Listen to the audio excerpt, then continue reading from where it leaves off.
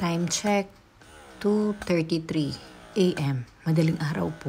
Hindi ko na naman kinaya yung gutom ko kaya ito bumangon na naman ako. And kapag ganito madaling araw, mahirap maghanap ng pagkain na readily available. Kaya lagi talaga akong order ng mga cookies, lactation cookies, na pwede kong makain ng ganitong oras, na in the middle of the night. Kasi talagang pag breastfeeding mom ka, hindi mo kakayanin yung gutom mo. Lalo na kapag nadedehan ka na, makakaramdam ka talaga ng gutom. So, kapag ano, lagi akong may mga food na readily available. So, isa sa mga food na lagi nandyan or lagi akong may stock is itong cookies from Trip and Bites. So, ganyan siya.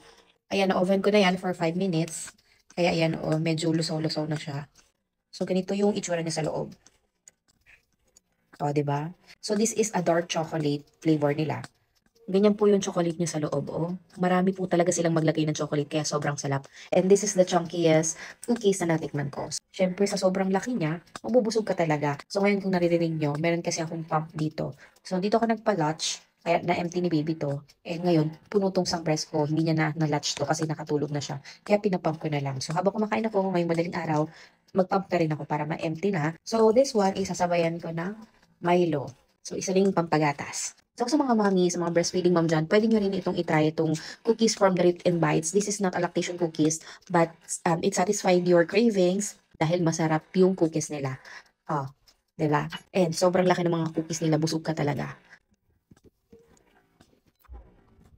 Yung sarap ng dark chocolate. So, yun lang. Try nyo na din. Cookies from Drip and Bites. Check the yellow basket.